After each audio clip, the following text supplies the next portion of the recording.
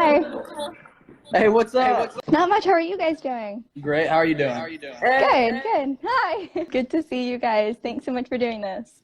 Thanks for having us. What we normally do is ask everyone to go around, introduce themselves, and tell a fun fact about you. A fun fact? Mm-hmm. You want to go first, David? Hi, I'm Nito. I play bass in the band. I like to do a bunch of crazy fun so you can let that... What does that entail? A bunch of fun things. Let your imagination run free. Okay. Go ahead. I don't know if I can top that right now. Diego, it's your turn. Hello, my name is Diego. I play drums. My fun fact, I smashed my finger for the first time with the door, and I have a black nail now. But your nails are always black. But I have a particular, look, this is a natural black nail, and this is a fake black nail. Which one's the fake one? That's the real question. My name's Logan. I sing in the band, and probably, I don't know, an interesting fact is we played with goats like last week. It was really fun. My name's Derek. I play guitar, and a fun fact about me is almost Nito. Not quite. I got some brown boots on. So we have a question that was asked at our freshman orientation that we ask everyone, if you can be any item in the kitchen, what would you be and why? Well, we've asked each other this question before. But it was a fruit. But, okay, you go. What item would you be? I would be a skillet. I would say you're a skillet. Because it cooks, it gets the job done, and it also knocks people out. What's yours? I would be a blender. I don't have any reason for that. I just want to be a blender. I think I'd be a cup. Just because I like to drink stuff, so I don't know. I'd probably be a cup. I want to say a butter knife. You'd be a butter knife. Yeah, I'll be a butter knife. All right. Like, I'm there when you don't need me, but I'm there for you. I'll change my answer. So you're saying like they're gonna put you on the table and they might not use Yeah, you. but I'm there. Can I be a toaster oven? All right, deal. I'm a toaster oven. That's our kitchen utensils. Amazing. What about you? Yeah, what would you be? At orientation, I said I'd be a knife because I have a sharp wit. Nice. You guys are both knives. Knife, high five. Nice, knife five. Nice. Okay, so how did you guys pick your respective instruments? I think besides Diego like just fell in love with playing drums. Yeah. But I think for me, Nito, and Derek, what we play like wasn't really our primary thing.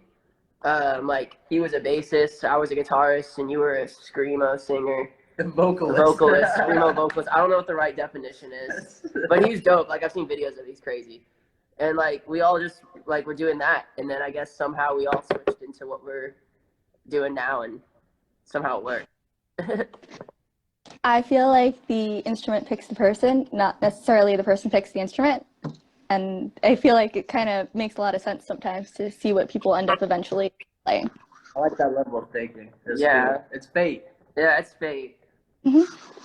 I think about that now because like whenever we walk down the street, people like can pick out who does what they're pretty smart. without even like knowing who we are. They're like, "You're that one, right?" Or like, "Maybe I don't know."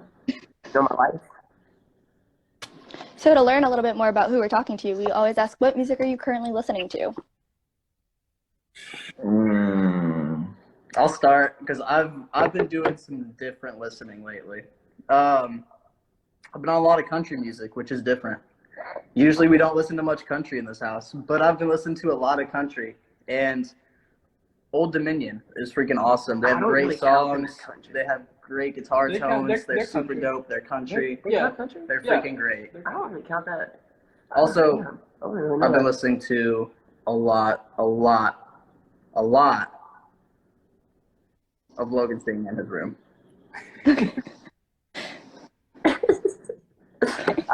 I don't know. I've been listening to. I found this band. I don't really know how I stumbled onto them, but they're called Dirty Honey, and they're freaking cool. So I've just been listening to a bunch of them. So plug in for them, I guess. I've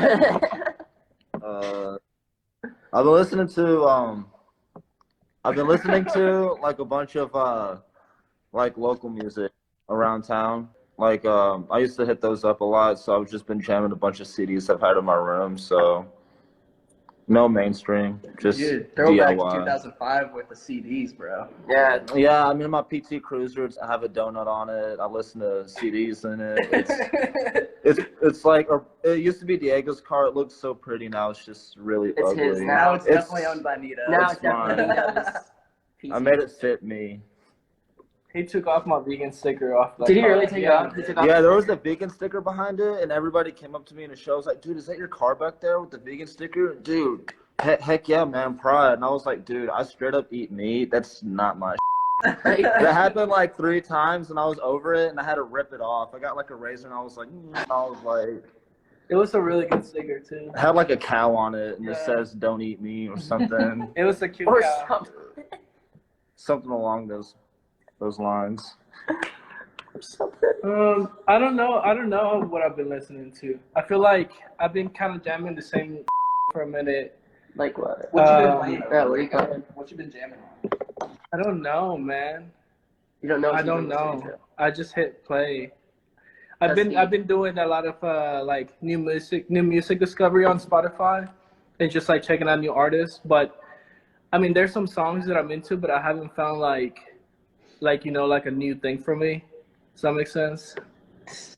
Yeah. That was deep. Yeah. I'm also a butter. Sounds so butter nice. I asked that question because I like to try to expand my own musical taste and try to find new bands and artists to listen to myself. So it's always nice to hear what people are listening to. And someone mentioned CDs. My next question actually relates to this. What's your favorite album in your personal collection? The personal collection. Ooh. Wait, what was it? Hard copy. Favorite album that you own? Favorite album that I own? Ooh. Well, to be fair, I used to have a crap load of CDs, and I got rid of them. But I would say the ones that I kept were like signed, like hand signed by certain members.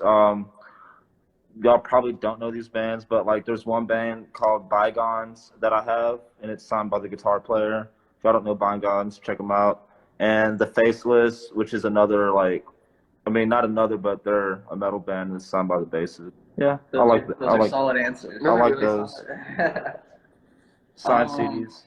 I have like maybe 8 or 9 vinyls that I kind of like cycle through, but I listen to Stevie Ray Vaughan and Albert King live in session all the time. It's like a freaking phenomenal record.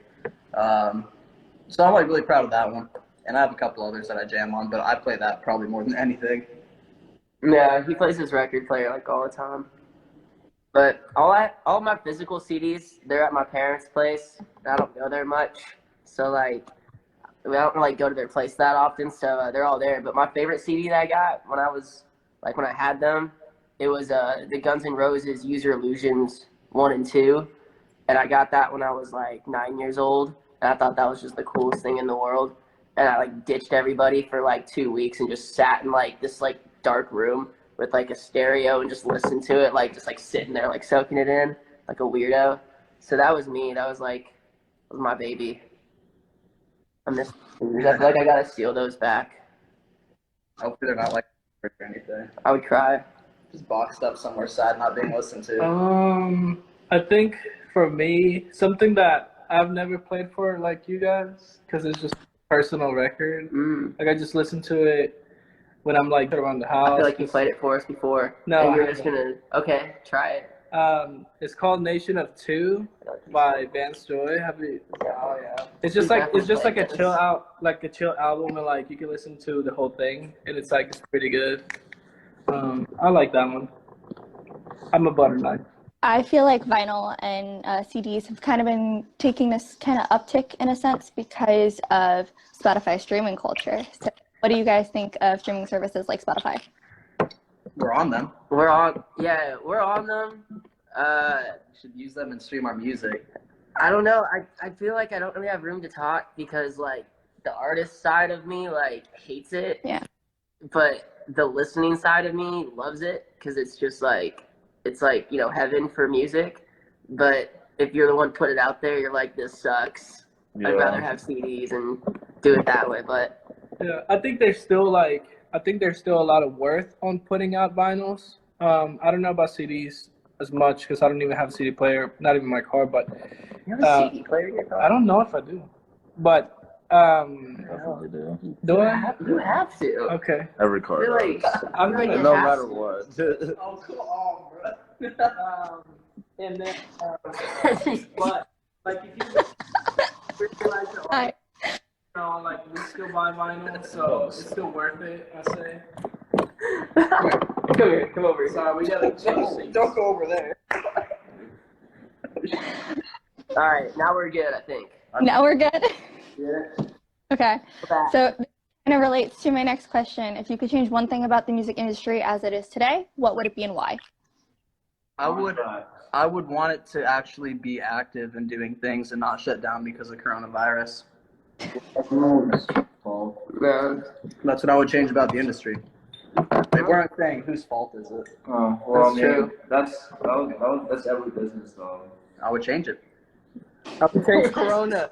How I would would- change Corona? I would get rid of it. That was such a Michael Scott answer. It's like, I would change it anyways. I'd find a way. I don't know. I think like what I would change would just be like more people going to shows like how they used to. I feel like nowadays more people would rather like just sit at home and watch a show on YouTube rather than like just drive the extra 20 minutes or like 30 minutes or whatever and like go have a good time. Because like I love live music. I would rather listen to live music any day than recorded like studio versions. So like I think more people should do that. Yeah. I would definitely say like, contracts. Some of them are stupid, some of them are cool, but I don't know. Sometimes you gotta get some really cool lawyers to really look deep into it, and sometimes they don't even it, and like sometimes that can backfire. I don't know. I've seen so many cases of bands, that's been going through so much crap, whether it's huge main bands or people starting out. So I don't know. Sometimes contracts can be really crappy. So That was deep. Yeah. I have deep answers, I guess. You are in a deep I- answer mode yeah. today. I like it. I say my answer is somewhere What's the between all those interview? three, including Corona. So I'll agree with those. So we have a question that relates to contracts in a sense. The question our PR director Grace came up with, and it is, what is your opinion on releasing an artist's unreleased music after they've passed away? Should it be released or should it not? That's a good question. Yeah. I feel like that's a question that like every artist should ask themselves and like talk with the team about. You know what I'm There's saying? definitely not like a black and white answer to Yeah. it, but like obviously some artists, they recorded music for the sake of people hearing it, and they passed too soon before it was able to get out there. Yeah. It's really about the yeah, music. it's You just know what I'm dependent, saying? yeah. Even if you're finishing some songs and you weren't able to release it, like if your team that you're working with, obviously close, like they feel like it's comfortable and you were doing it for the right reason, like it should be put out. I think just put it out there anyways. If I died, I would hope that if there was any music that would have been like it was releasable, to just get it out there and like, obviously if future me did it and now I'm dead me would like it out. Well, it's interesting. Like when Mac Miller's new album came out, I saw a couple artists, like pretty big, prominent artists, who were like, "When I die, like please don't release my music." And I just never really understood that take on it. But like that's an album I needed to hear. And after he passed, we weren't sure if we were ever gonna get it. Definitely and we did. And it depends was like awesome. person to person, I guess, too, Yeah. or like how that art is to them, or where it's at. I know for me, I would still not care and put it out there. I would still want So to, we have but your verbal confirmation. you got my in verbal video. confirmation that if I die, just All right, just release it and pray that it does good. Immediately. I've had very extreme answers to this question. I've had it compared to Kurt Cobain's journal. And I've had people say like voice memos obviously off limits. So it's pretty interesting to see the kind of different sides of the question. But I know like as a fan, you always want to hear more music. But at the end of the day, the artists have been happy. Yeah. I mean, it's a weird. I mean, that question has so many answers too. So it could so many bands have like probably never talked about it. Recorded stuff, and like the Doors, for example. Like Jim had a bunch of poetry, recorded, and then after he died, like the band like put instruments over it, and that was pretty sick. And And I'm sure he never, talked about doing that. He just did that for himself. So it just depends. Like everybody's just like, hey, let's do it. Like Jimmy Hendrix, again, like he's been dead. They've been dropping records of his. And it just keeps getting cooler. Yeah. So he just had so much stuff in the vault. Like it just depends. It could also be a label call too. You never know. We try to bring this up to conversation of artist wills and maybe negotiating this into a contract, since we noticed it has been happening more frequently than in the past. Yeah. We also did like talk about if we become zombies, we're all okay with killing each other now as normal people. Yeah. So we talked about that too. In case an apocalypse came or whatever the word is, we'd be ready to go. Just a mutual agreement. A mutual killing agreement that if it happens. You have to be like a zombie, like full on zombie. Though. You can't be full, like half, and then, Like Zombieland rules. Yeah. I think I would be on my own. Like, you know what I'm saying? Like, I would be like Morgan from The Walking Dead. I just have my staff and just jump from one show to another show. I like it. Mm-hmm. So we're going to now change gears a little bit. Describe the scene for me, where you're from. What? Where we're from? Yeah, the scene where you're from. I'll explain why after. But What's the scene like where we're from, like here in Nashville? yes. Okay, so it depends on what since like Nashville is like such a crazy music city, it really depends on what you're trying to do.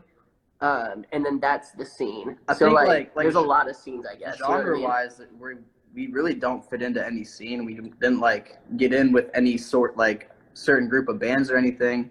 I'd say our scene is more so kind of like the hustle. Like we've played with a few of the same bands on a few different shows, and like we see the same faces, but at the same time, with, like rock bands, like metal bands, country bands. It doesn't matter who it is. They're just out there hustling. They're working, trying to get these people to shows and stuff. So our scene is just local, I guess, but growing. It's the growing atmosphere of it. Like going off of what Derek said, like we've played in like all weird venues all over the city, and some just didn't really want us in there because they didn't know what our genre was that we were, and they didn't know if we would fit like the bill.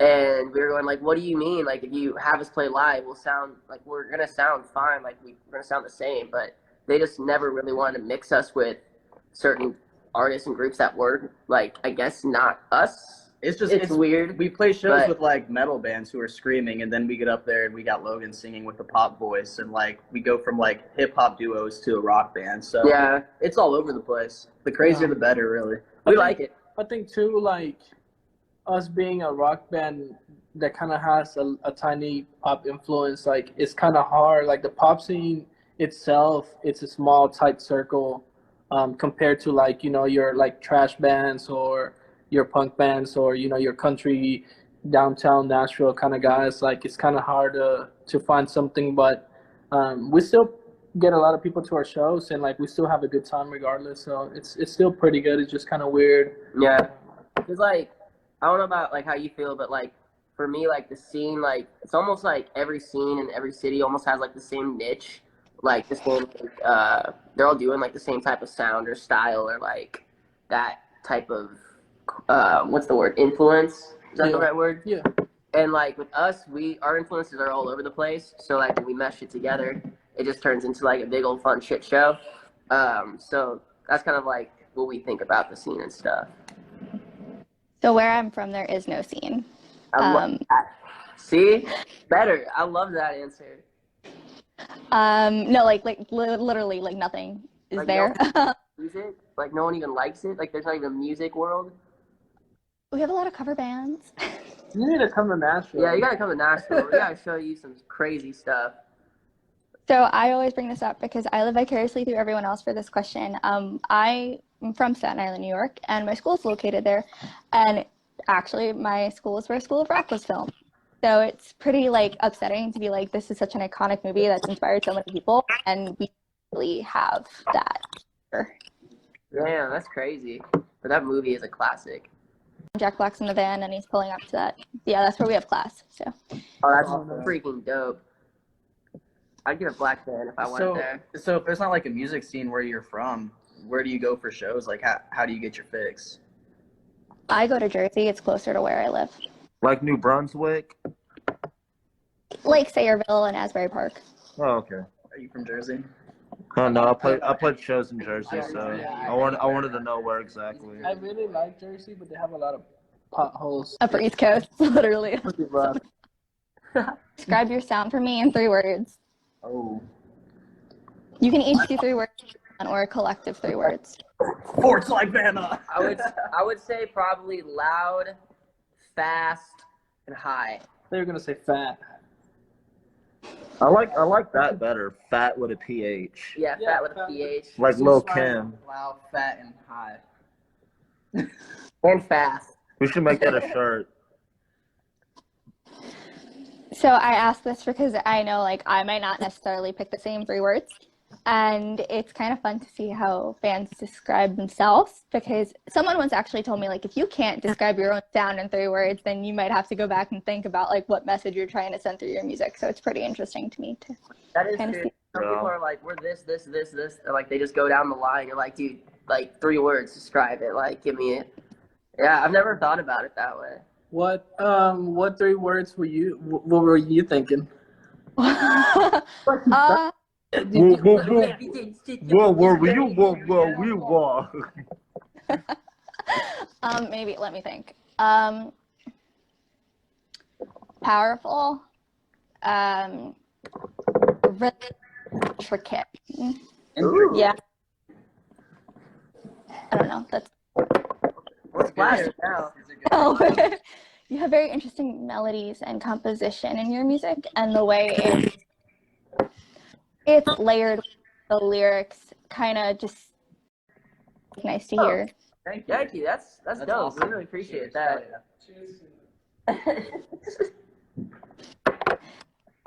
Next question: what musicians inspire you to be a better musician? Oh man, you guys so many good questions. Are we talking like well-known ones, or just like it could be like Chuck? Whoever. Shout out Chuck. I don't know. I think like just by like us traveling around and just seeing a bunch of people play, like I'm kind of always inspired just by like watching anyone. Like if they're good, bad, just learning, they could be like Gandhi on the guitar or whatever. But I'm just like, if I watch it, I'm just get like really deep into what they're doing, and I want to like get to know them through the music and stuff. So like I'll listen to anyone and we'll just want to vibe, unless they're like really bad. But I'll still stick around. I mean, I get inspired by pretty much anybody that like does something that I don't do.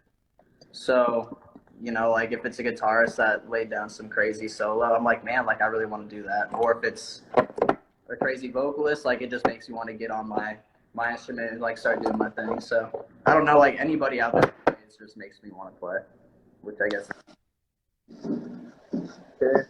I would say for me, you know what I'm saying? You know what I'm saying? I have like different I don't know, like I play different instruments like bass, like keys, you know, drums and shit sometimes, but like I'll look at a drummer and be like, damn, that dude's sick, and just get inspired by like, you know, that drummer or that guitar player or that screamer or singer or pianist or whoever. So what, like pretty much what these dudes said, like, you know. It's almost like a fix for us. Like, if we see someone play and we're just like, damn, like, what the hell did you just do? That's cool. I want to see if I can do that. You know, and it's almost like if they just inspired you to, like, try to get better. You know? I don't know. I think we like really hardcore avoided the answer to the question. I think you're probably looking for like specific names. Probably. I said Chuck. You did say Chuck. Yeah, cool, Chuck. No, like I think we all kind of share like similar heroes and everything in terms of like people that inspire and move us, but I think each of us kind of have our own personal like goals and opportunities that we try to act on to get better. So I think every time we practice, somebody stands out like, damn, you just leveled up. We all kind of have our own ways of doing that. Yeah. Are we all good? Yeah. Yeah. Can you describe your writing process for me? Yeah. So I know like most people that write like to like sit down and somehow like can organize out a whole song, and I admire that. But I know for with writing and stuff, like it just depends on the day. I'm like a firm believer of like the song will write itself, you know? So like if you ever start to overthink it or over push it, try to force it, it's just not going to work out well. It's not going to flow well. So I'm like a believer of like if the song's in the air, like, oh, it's cool, it's here, like let's sit down, let's just like kind of keep going with it and see what happens. And normally when we write a song, if like halfway through it's just not clicking, we just like scrap it, get rid of it. Otherwise, like we end up finishing it. And this is kind of tacky, but the EP name is This Plus This Equals That, and we kind of honestly like came up with that just from our songwriting process. Like when we first started throwing things together, we're like, how do we come up with it? Well, this plus this was that. I'm like, oh, okay. Nah. So it's just if it adds up, it adds up, and if not, it doesn't usually get written. Nah, like one time when we were just starting writing stuff, like we were just having a fun time. Like we didn't even know like what like the band could turn into or anything. We were just like, kind of cracking at it with music and writing it and everything. And just accidentally, Derek came up with a guitar riff, and then out of there, like 20 seconds later, we wrote the entire song. I think again got written in like under a half hour. Yeah. Like, night. yeah. And just by like after a few minutes of just going through it, like I think we just finished the song, and then we recorded it the next day. So like it's definitely like we like the music to be all natural. Sometimes I feel like the best types of songs come together in such a short amount of time just because of like inspiration or just like a feeling in the moment. So it's pretty interesting to see that like you guys, that's your main writing style, to be inspired and just like, hey, it makes it more fun. At least for us. I mean, you hear these stories of like songwriters, they wake up every day and they're like, I have to pump out 3 songs today. And you can just see the wear and tear that like throws on them. You know what I mean? Like they're just forcing songs out. Our song is just pretty much what we live. That's such a tacky answer. It's such a tacky answer, but it's true. true. Like I was always inspired by those bands that like you'd find out that they wrote like a song on a pizza box the next day, and like they didn't remember doing it because they were just having a good time, and then like they look at it the next day, they're like this song is awesome. And I feel like that's kind of my goal every time writing a song, is just like how can you get lost in it, get it written, and just like somehow let your world just enter into a song, and then forget about it for a day and come back to it and be like, oh, that's cool, I like that. What's your favorite part of a song you've written? It could be a lyric, a guitar part, a bass line, a drum sequence, anything. What's your favorite part? Favorite part of any song that we have? Bass. I'm not being biased. I just like the way it feels when it locks in. But like what part specifically? Specific. Like you gotta verse? like no, like out of yeah, like what specific bass part? What's my favorite bass part? Yeah. favorite bass part. Your strings. I'll answer it first. Wait, my favorite part on the bass? No, favorite thing to play on the bass. Listen What to do you Derek, like to play? He'll give you an example. He'll give you a beautiful I example. know. I got an example. I would say I got some cool stuff on the second record that I love doing, but I really like playing the first verse. No, I'm sorry, the second verse of Again. That's pretty fun. Like the bomb beep, like that's pretty cool. Bomb beep. Oh no, there's so many other things I like playing on the record, on the first one. So I don't know. That's My favorite right now, I'm gonna stick to first record things, but we have this cool song that, what's it called? It's not called Woo Woo. It used to be called Woo Woo. For those listening, we have this cool song called Misbehavin', and there's a fat guitar solo, kind of like outro thing going on in there. And every time we play that live, my eyes start glowing and like I explode, and it's cool. It's a lot of fun. Yeah.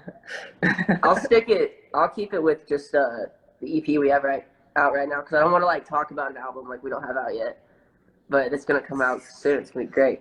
But the EP, I think one of my favorite parts from it was the song that we have. It's called Love You Right. It's just like the first one we ever wrote, but there's just like one line in it that we threw in Lyft like the driving car thing, like the app, like Uber and stuff. The driving service. The driving service. And like right when like that was in the line saying that, I was like, yeah, that's cool, because not that many people are going to get that's what it means. Because I like hidden innuendos and shit like that. The lyric is lift home in the back seat with your nails scratching all at me. Spelled with a Y. Yeah, but Why? Lifts home.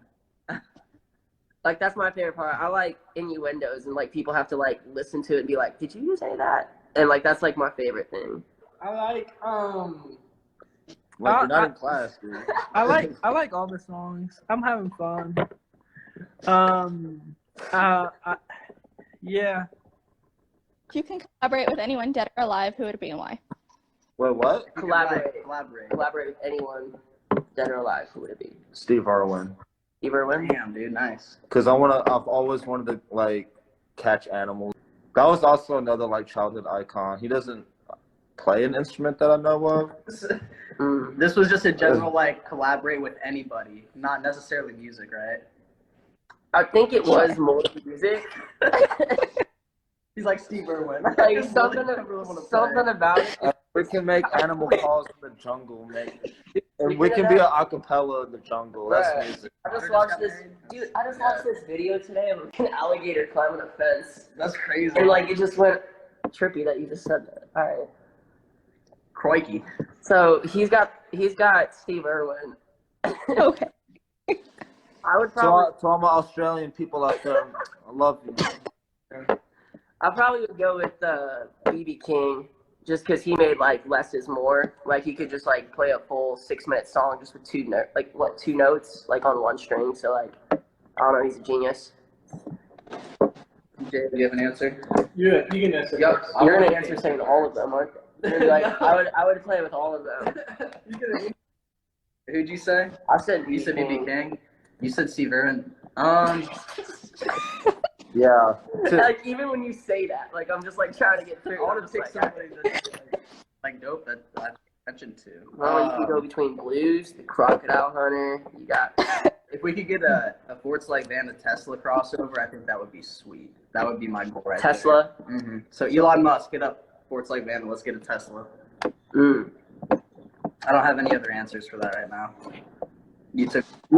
Probably never heard these types of. I was gonna say Steve Irwin, believe it or not, but Nito took my answer. So. Okay. No, I've never heard those before, so there's always a first time for everything. Yeah, for real though. You're gonna get off this and be like, I had a music interview, but they just like kept talking about Steve Irwin. It's okay. It's fun to kind of see where people go with these questions because, like, everyone obviously has different opinions and different thoughts, and it's nice to sometimes hear different answers. What do you do when you're not writing music? What are we doing? Wait. Like, I when we're didn't say not. my collab. Oh, dude, why'd you stand up? Hey, he didn't say his collab. I want to Finish.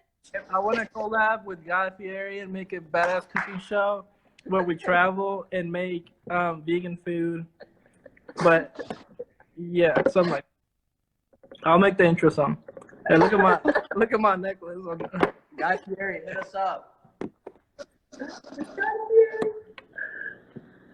She's just like, Okay, so when we're not writing music, it's normally this, like what you see right now. It's No, just, I'm in my room away from everyone, gaming in my own world. So that's what I'm doing. When it's time to play, that's when I get summoned. So normally, like, if you're, like, we all live together. Diego used to live with us, but he couldn't, I guess, take it or something. But Diego went out of his way to buy a whole ass house so he didn't have to live with Nito anymore. yeah, he didn't want to live with Nito or something. But, like, we all play, like, cards together. We play spades a lot. We played Monopoly recently, and it's because Nito kept winning. I'm also the champion. He's like a 3-time champ. He's also the banker every time. That is true. No, That's I'm not. beside the point. No, It's not I've been relevant. banker 3 times. And you won 3 times. Hey, but I don't cheat though. You know what I'm saying? I'm a full-fledged gamer, strategist. I'm I not beat saying, everyone. I'm not saying you cheat, bro. You just can't count. It's okay. And we roast each other a lot. And that's pretty much what we do when we're not playing music. What's your favorite state that you've been to? I like Colorado. I really like Denver. I think it's like a really clean city. And it's just really cool because Like I'm from the Midwest, so like it's a really nice blend of Midwesty, but like a little bit colder with cool mountains. I like that place. I like and everyone's like looking over here on the cat. Everyone's like, oh, it's his I turn. think I really like Texas. I like all of Texas. I like how the roads have like 5 lanes instead of just 3. That's nice. I like Colorado because I've never been there. You never been? Dude, you've never been. Nah, never been Yeah, there. we gotta change that. I love Tennessee, honestly. My heart's here. Also, the Pacific Northwest is cool. So, like, Oregon's dope. Yeah, Oregon is really nice. But honestly, like, Tennessee is just my favorite. Like, I don't want to leave here for a while. Yeah, it's a chill place. What is your favorite venue that you've performed in? Ooh, It's a good question. Man, I'm about to bust out with the hardcore answer. do it. I played at this venue called the Patronaut in Harlem, Netherlands. It is rad. Like, there's this dude. He has like a clipboard and like this, I don't know, this microphone in his ear. And one of my drummer that I was touring with, he had like f***ed up his finger. And he was like, yo, man, I need a Band-Aid. And the guy was like, you got it, man. He walked off, was like, hey, I'm going to need a Band-Aid right away, right now. And then dude like brought it up to him in like less than a minute. I don't know, it was awesome. Like, we had our own rooms with champagne, and that was probably like my favorite one. It was funny because I was actually thinking about that today. So I already had that answer prepared. Damn, That's a good answer. I like that. One time, Logan and I were playing in this band, and we were like Dude, 19, 18 if you or 19. take my answer right now, I think you're about to. We were, I think this was my first show ever playing as a lead guitarist. Oh, you aren't. Maybe, I don't remember. But it was outside.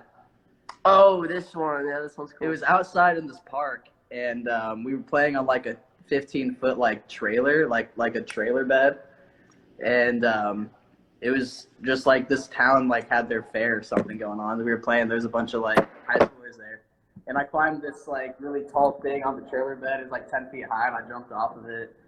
And it wasn't a venue, it was just in the middle of this park, so that was my favorite venue. So he's like sugarcoating it right now, but what really happened was like there was his straight up like first show ever playing lead guitar like for a show, and like first one ever with like the band like at the time that like we were in, and he stops like halfway through a song that the guitar is the only thing going, like it's guitar and singing, and he stops to climb the thing to jump off, and that's when I was like, this dude is hardcore. I like. And It was a good one. I did not break anything too expensive. It was awesome. My favorite thing was there's this one place in Salt Lake City. Remember this show? I do remember this. And show. like this venue was straight up just in a concrete building on a concrete stage, and that was it. Like there wasn't like places for you to sit, no air conditioning or nothing, no windows. It was like maybe the size of like a classroom, and with like a stage on it and everything, and it was just really, really loud. Everything's like spray painted. It was one bartender and the one regular in this venue. Yeah. There was like 2 people, maybe 3 people, maybe 2 regulars. Yeah, but- and then like besides the bands playing and stuff, and then like in between after every like band played their stuff, everyone just chilled in this like garden outside of the building, and like the garden's just ugly, run down, like graffitied up, and a beer garden. Yeah, it's just like an outdated patio where people get really drunk. it was really fun. There was this one band that played called Milk. What was it called? They were called like Panther Milk or something like that. And I was like, this is cool. This is weird. I think I want to say the first show that comes to it's like the show we played together in Omaha. Oh, Like that's the first time. oh, we the played. first show, not the one when everything broke. Yeah, not that one. Well, everything probably. The first Yeah, time. I think nothing the ER broke. after that one. That one was a really good show. I had fun. That was the first time we all played together and on tour. Like it was cool. No, It it was a fun show. Yeah.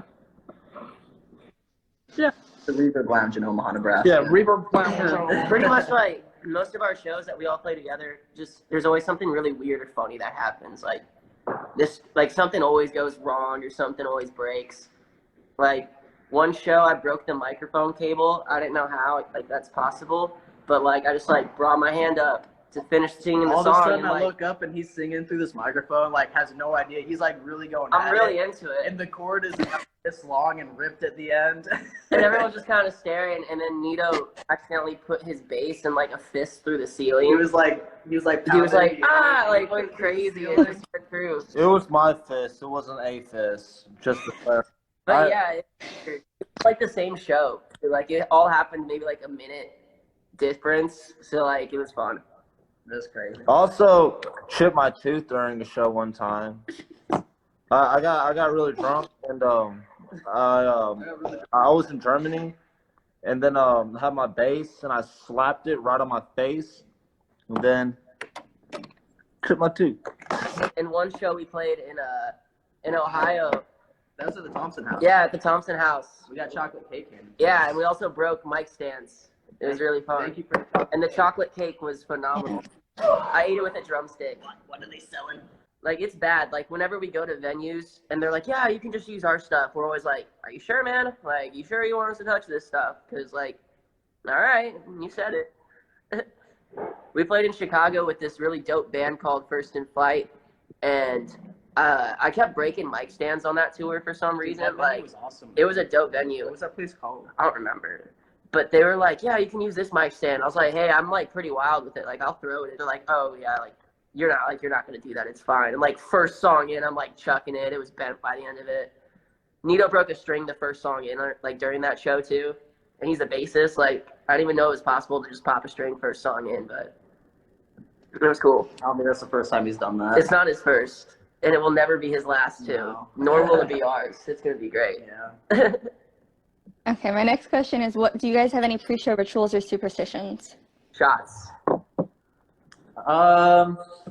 So definitely like we do like to take a shot together, but I think we all kind of have our own like maybe rituals here and there. I think we all have our own drink that we like to take on stage. That's Yeah, true. We that's also, a- yeah, we all have our own thing. I mean, for me, like, I notice every time that I don't like spend a good like 10, 15 minutes before we get on stage, just like being with my guitar, I don't know what I'm gonna do when I get up there. Like, I have to like just get so like just me and the guitar. It's the only two people in the world. We're in love.